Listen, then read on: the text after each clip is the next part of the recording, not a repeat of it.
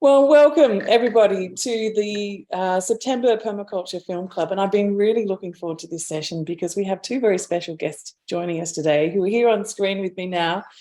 This is Jordon Osmond and Antoinette Wilson, who are the creative duo behind Happen Films. Now, if you've not been living under a rock in the permaculture world, I would imagine that you would have come across some of their absolutely incredible permaculture films.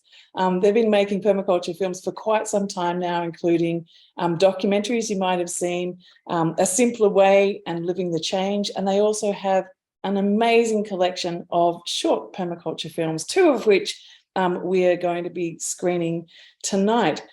So I really was so excited to invite Antoinette and Jordon to join us here today because the type of filmmaking that they do is inspirational. It's helping to share a different kind of story about where we're going, and their films are touching communities and reaching places that, for me as a permaculture educator, that I find I would never have been able to reach. And so I'm absolutely in awe of the work that they do.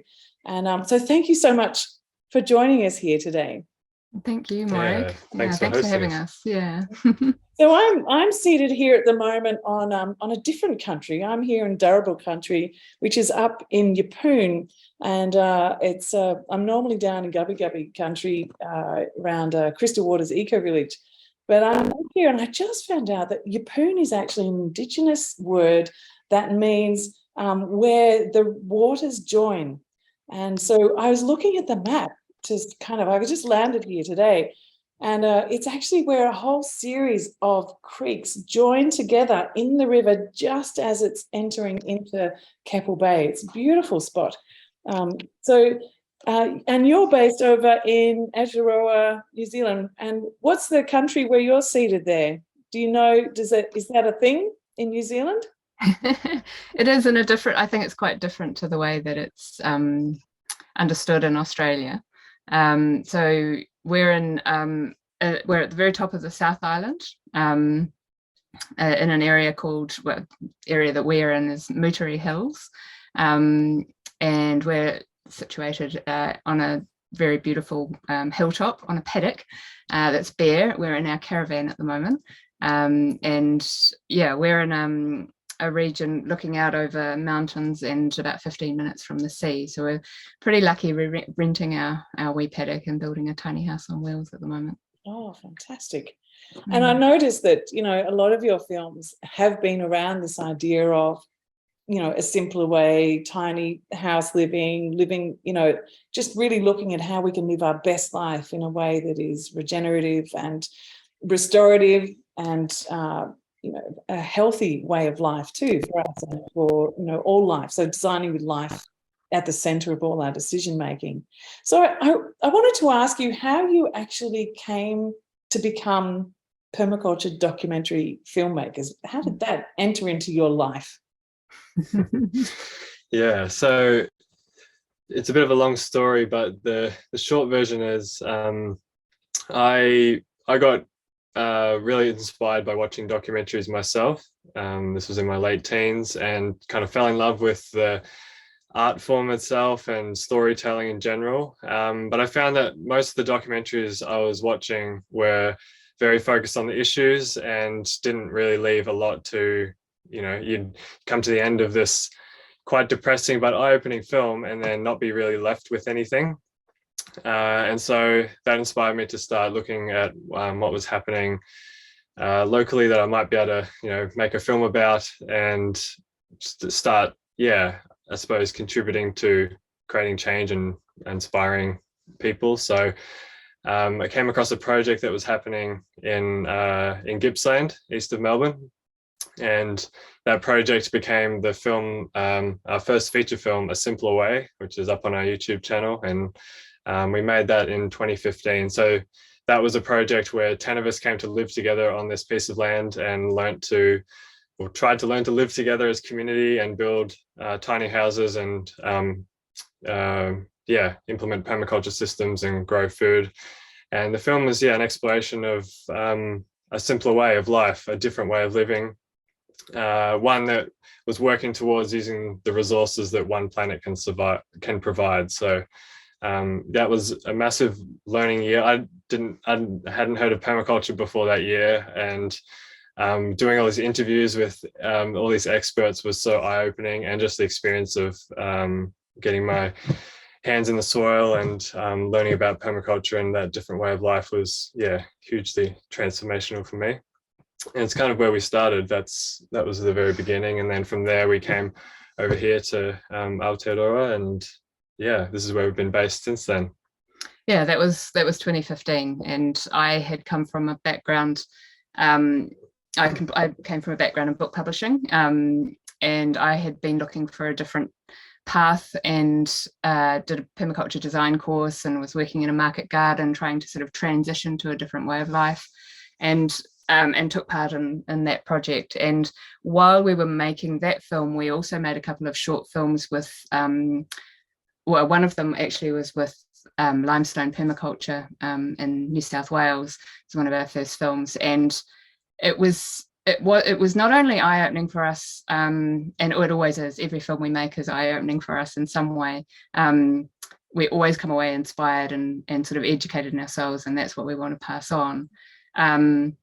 But it also was really eye-opening for us that there was a thirst for that information, and there was a thirst for the storytelling. There was a thirst for engaging storytelling. So it wasn't that there was nothing on YouTube around permaculture. There was plenty of sort of backyard, this is what I'm doing, and even sort of quite really good quality stuff, but not a lot of storytelling in that space. So not a lot of finding an engaging character who is doing something beautiful and telling their story, as well as showing what they're doing, which was just a really lovely way of pulling people in and helping them to sort of see themselves and how they could be doing something of that nature.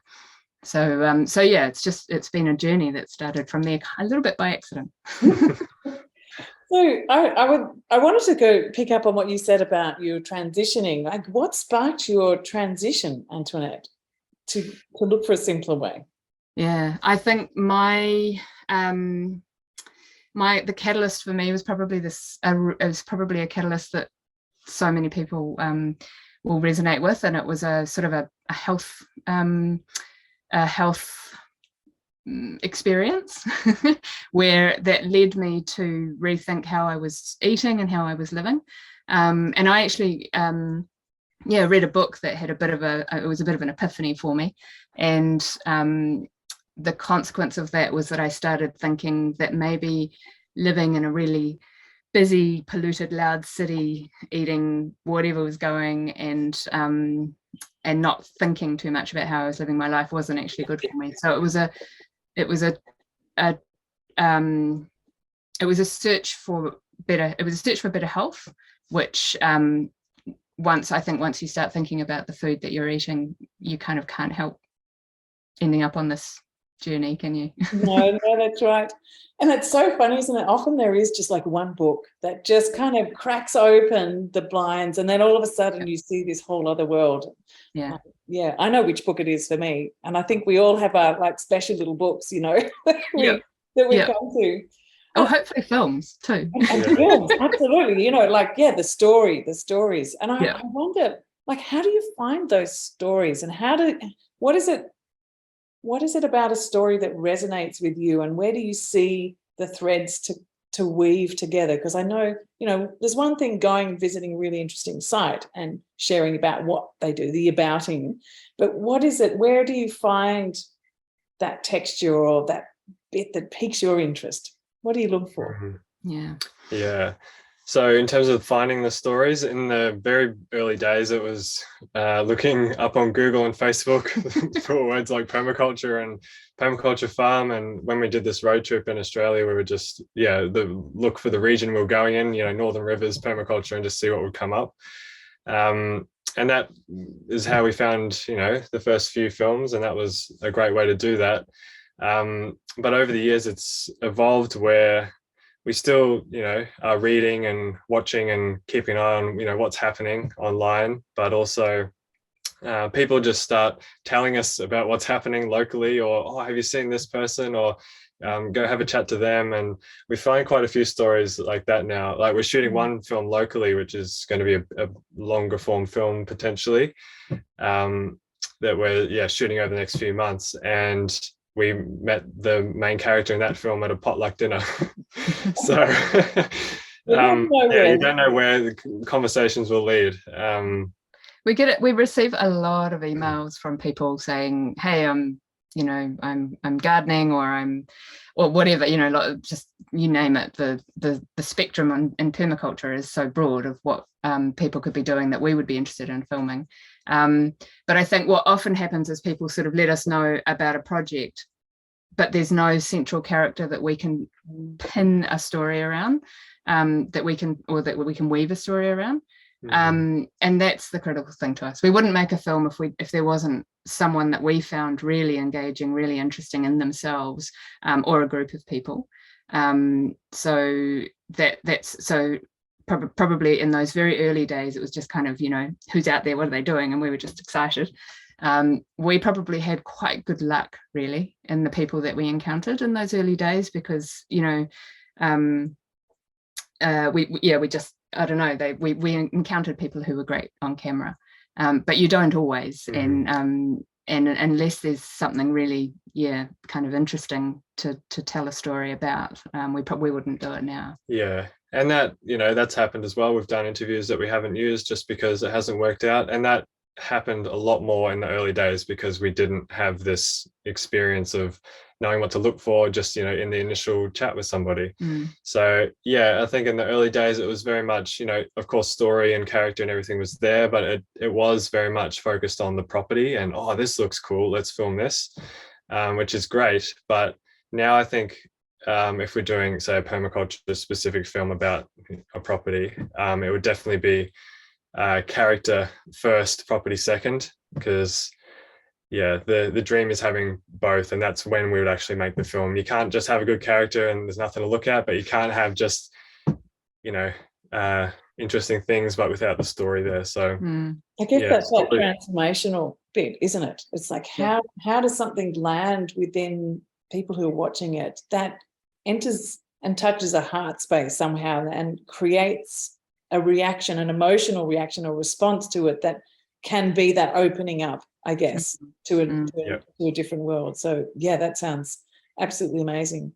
And there's really nothing else that's quite like what you're doing. I think it's extraordinary what you're doing, and I love the way too that you have chosen to do your filmmaking in a different way, and you're exploring this idea of community supported filmmaking. Can you tell us a little bit about that? Because I think that's fantastic, and it's something that you can apply to filmmaking, but it's also something you can apply to so many other different fields of work that could open up many different possibilities. So I'm really curious. So before I met George, before I moved to Australia for that project, I was working in a community-supported agriculture farm, and it's the only one in New Zealand at the time. I think it might be still one of, I don't think there are very many at all in New Zealand, unfortunately.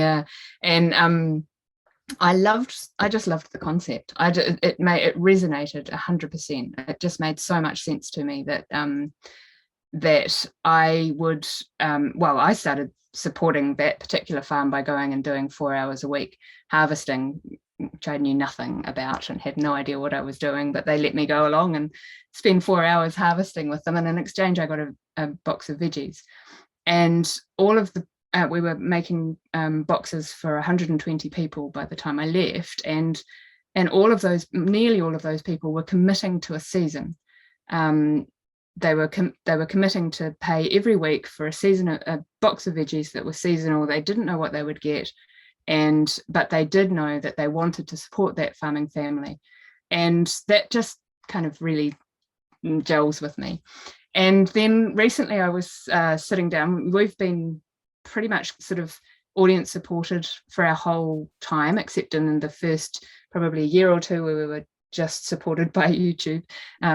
Google ads. We did that early crowdfunding. We did do it early crowdfunding. I think it's always been a mix of donations and YouTube advertising, which we don't have any control over. We just hit yes, we want ads and whatever appears, which has never sat right with us, but it's always been such a crucial piece of income to allow us to keep doing this. So, but more recently we've been, feeling like, okay, how can we actually change the reliance away from advertising and the unresilience of that model? It goes up and down. It could stop at any time depending on, YouTube's decision.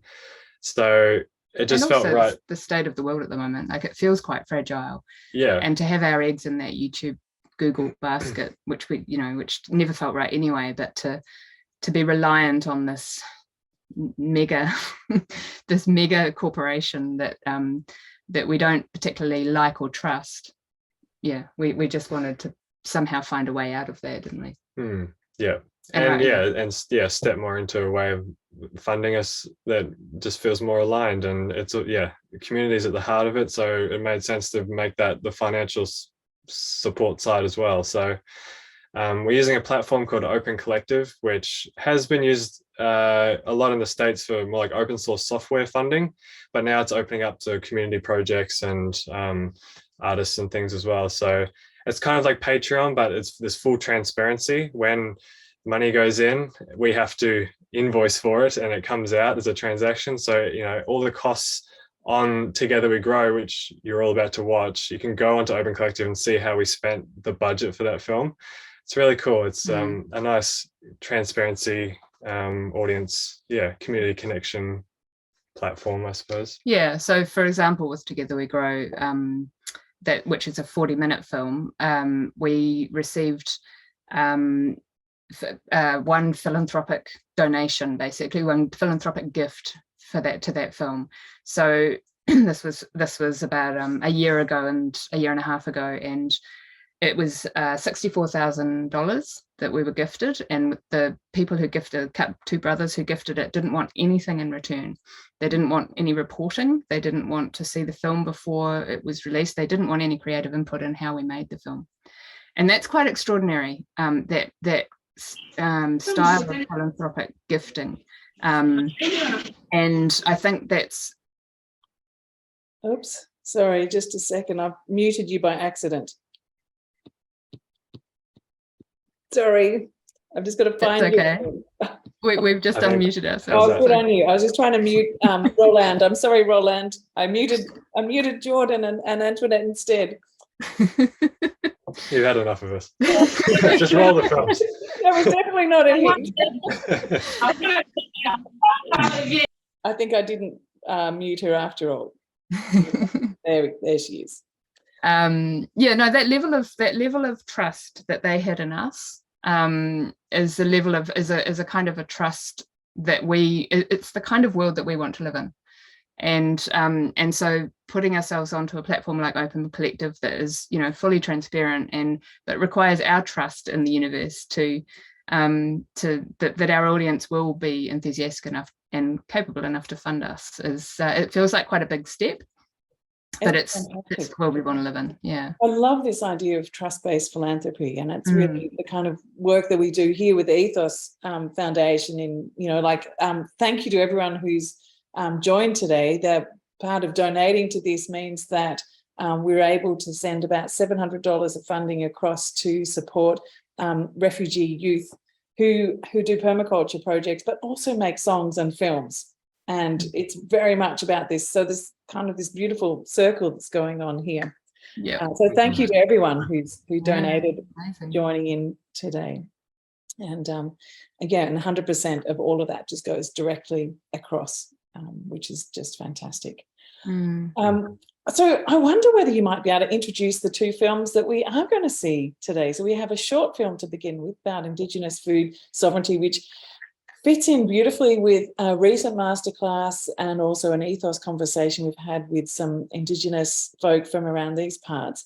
And then the second one is Together We Grow, which I really love the idea of that, because particularly, as you were saying before, things are a bit tough in the world right now, and looking at how together we can build that resilience and that community resilience, I think is so important. So I'm really excited about these two films. So perhaps if you could just give us your introduction to what it is that we're about to see. Well, I'll start with Hua Parakore if you like, and you So Hua Parakore it's a whole new kind of experience for us, because we had no knowledge prior to meeting Jessica, who is the subject of the film. We didn't know about Hua Parakore, and actually it still surprises us how few people do know about it. So it's in the permaculture space in particular. So it's something that's sort of quite new to this space still, but growing really fast. I'm seeing so much more about it now, which is great. What we love about it, it's a Māori Indigenous approach to growing food, and to growing food in a sustainable, resilient and non-toxic way. What we particularly love about it is, and you'll hear more about this in the film, so I won't ruin it, is that it's a much more, what's the word? It feels to us like a really honest approach to how we work together with the land and with each other. And there are elements of it that you'll hear about in the film that were just completely new to us. And that felt really powerful and really exciting, especially in this space where we're often making films, around gardening and permaculture, to come across something that just was really different and new for us, and that just felt really right. It was super exciting. So yeah, I really hope you enjoy the film. It's just a wee short one, but we are we're planning to make a film with Jessica, the subject, next year, another film going a little bit more deeper into the whole picture. Wonderful. I look forward to that too. Thank you. And Together We Grow is a film that we released at the beginning of the year. We this was probably our biggest production yet. It's not our longest film, but in terms of what it took to make it, it was the most complex story we've filmed, and I think it's my favorite thing that we've made. I'm really proud of it. And so the story is about a community hub in Wellington, in Lower Hutt, who basically provide a space for people to come and learn about growing food in an urban context. And they have a program called Urban Food, where they grow food in people's backyards, including social housing tenants. And part of that is the people get education, but also the food then goes back to the cafe, which then sells meals for a really affordable price. And it also goes out to families in the community.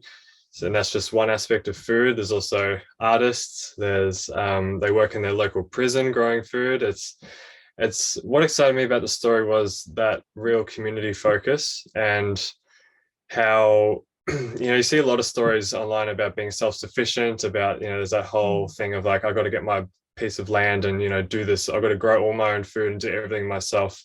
Whereas I think the community sufficiency model is where what's actually needed and what's realistic.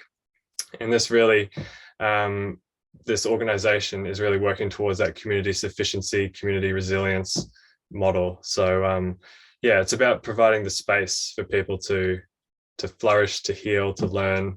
And I think, the exciting thing is that it's a model that could be replicated throughout the world. It's not, just for Wellington. It's, every community could have their own version of this. So we'd love to see it inspire more of this to happen.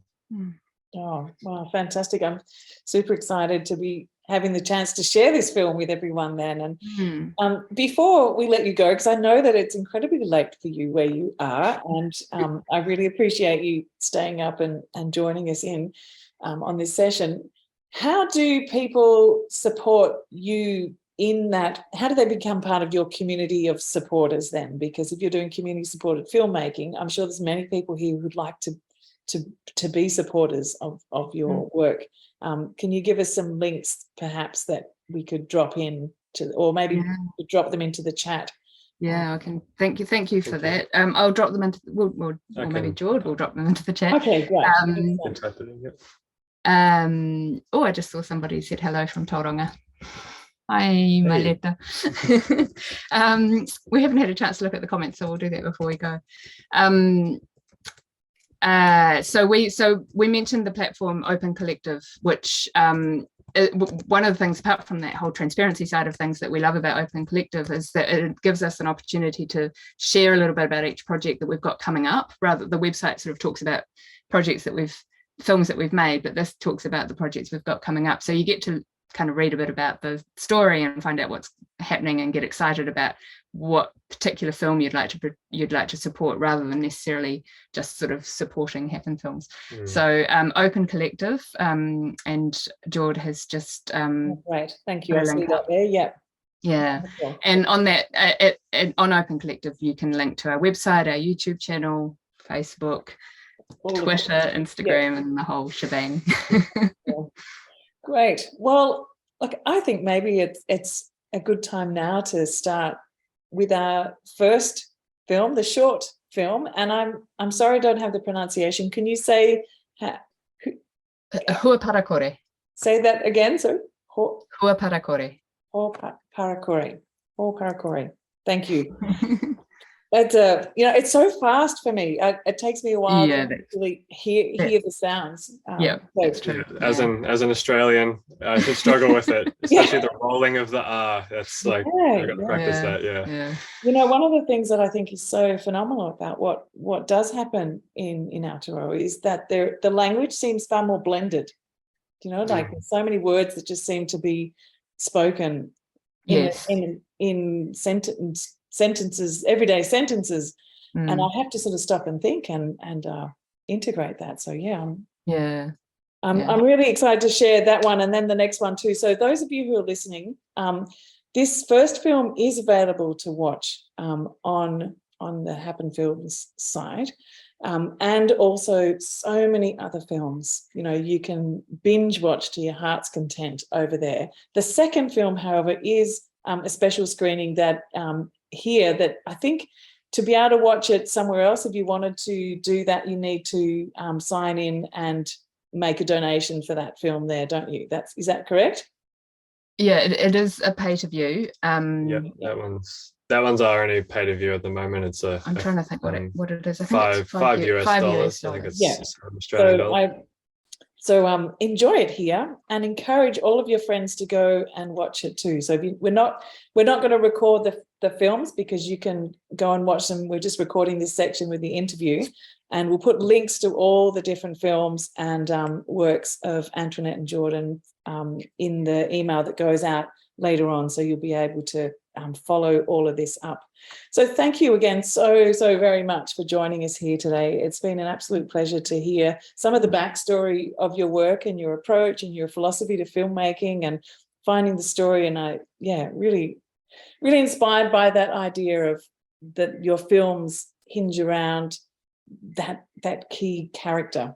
I think that's a really fantastic approach. Well, feel free to let us know if you ever come across a key character we should know. Yes, okay. I will. I'll be keeping my eyes open. Thank you for having us, and thank you for your work, and thank you for just creating this space, because it's so important. These spaces are magical. So we make the films, but it's really people sharing them and screening them that really makes all the difference. So thank you. So to everyone who's here in this space, you just heard that. Please go out and share Happen Films, like organize community events where you can share these things. If you want to activate some kind of project in your local community, gather a few films, get people together, have conversations about these. There's so many different threads of projects that are introduced through your films that you can really take these into your community and activate some wonderful things. And film clubs are great, I think. It's such a great way in communities to do so many different things. So please stick around at the end, everyone here. I know you're going off to bed, so that's fine.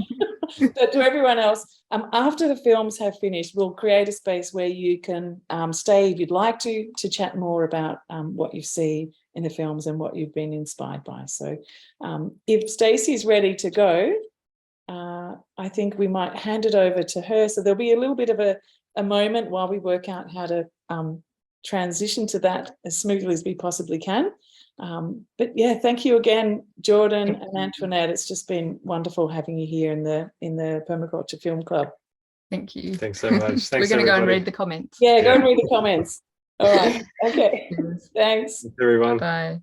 Bye.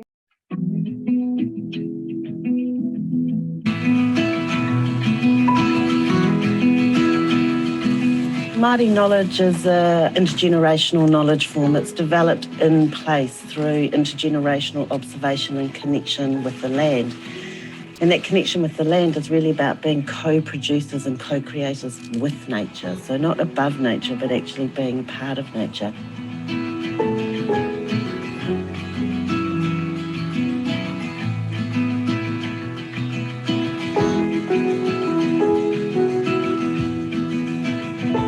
Kia ora tēnā koutou. Ko Jessica Hutchings ahau, ko ai he uri o Ngai Tahu me Ngāti Huirapa. Kei tahi atu taha no India tuku mama no Gujarati ia. Ai, kei te noho ai kei konei, kei te tahi pāmu iti ko Papa Whakarito Rito. So I hail from the tribe of Ngai Tahu down in the South Island, Te Waiponamu in Aotearoa, New Zealand. And on the other side, I'm from Gujarat, India. Sometimes I'm known as a Mindian, a Māori Indian.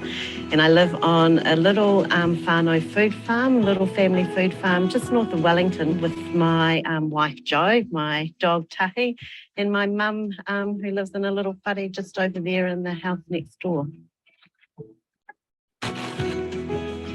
So the Hua Parakore system was developed by Te Waka Kai Ora, the National Māori Organics Collective in Aotearoa, and it's the first Indigenous verification system for certifying or verifying pure kai, organic kai, but using Indigenous values, Māori principles, and Māori understandings of how to produce natural food.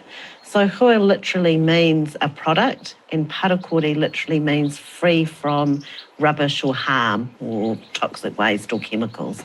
So Hua Parakore, you could understand it in English as organics, but for us, we're not using a Western model to try and come back to Indigenous understanding. So it just is Hua Parakore, the framework now.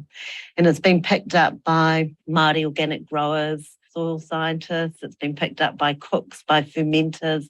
So it's used kind of right across the food system as a way to bring Indigenous values into kai. So the Hua Parakore sits within a Māori worldview. So we can actually use the Hua Parakore principles or values to help us think about what that worldview is. That worldview is interconnected, it's holistic, it doesn't privilege humans over nature. Something that's really important to understand about the Māori worldview is that it is a complete and valid way of living as Māori and of understanding the world.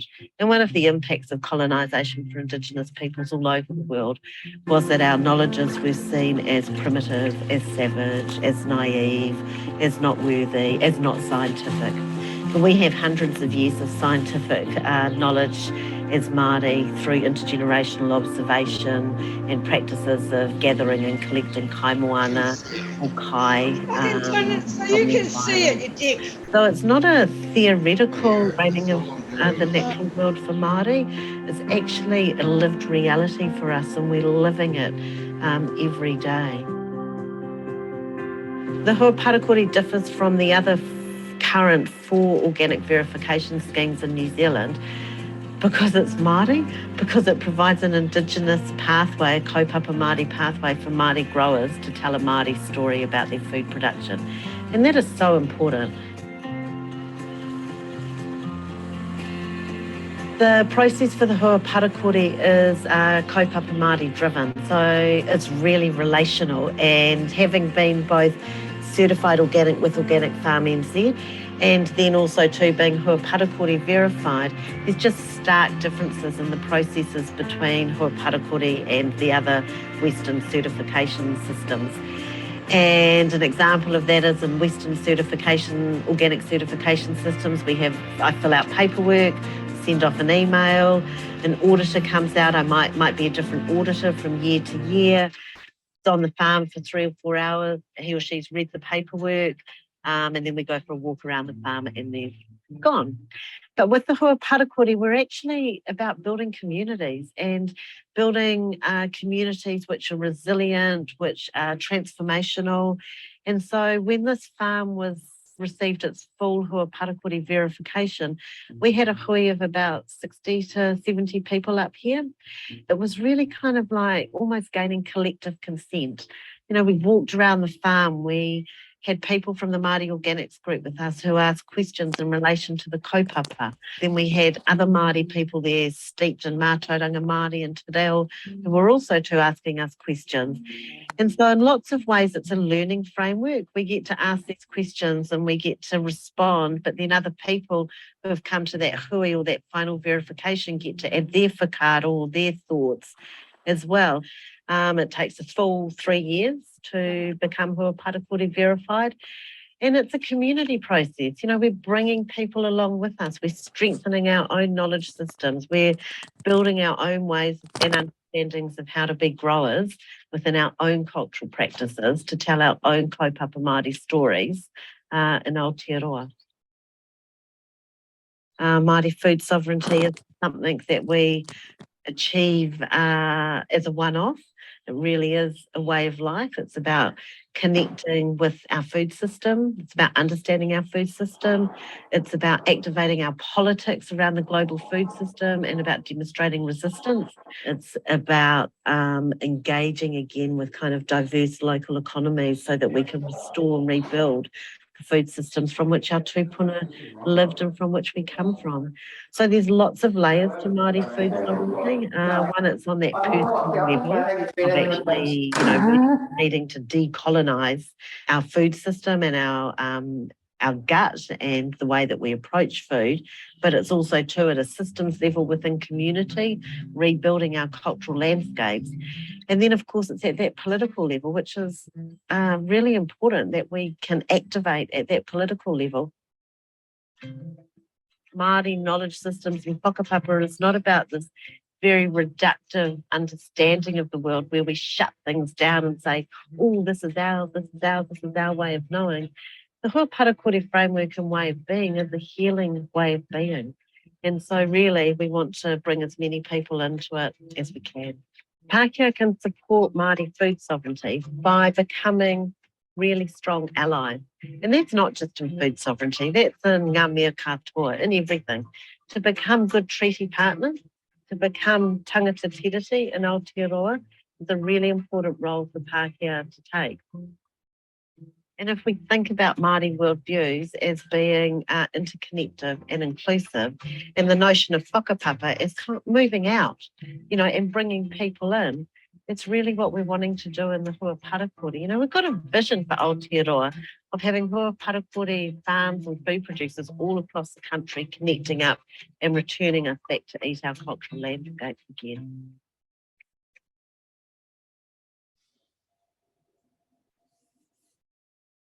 Well, that's absolutely fantastic introduction to Hua Parakore, and some fantastic comments too are starting to come through about the themes that emerged there that were fascinating. And one of those that I can see there from Lizzie was around that whole idea of peer-reviewed verification, and that it's so much more than just that certification of ticking the boxes. It's a more participatory approach. And also about how this was a focus on healing and connection and bringing together. So I think we can talk about this more at the end. I'm chatting away here at the moment to give Stacey a chance to find the next film, and I hope that we can, if you want to give me the thumbs up, Stacey, we can get going on the feature film. So it's a short feature film, as Jordon and Antoinette told us the story of this film, Together We Grow, one of their most recent films and one of the films that they are so proud of. And I'm so delighted that we have the opportunity to share it here.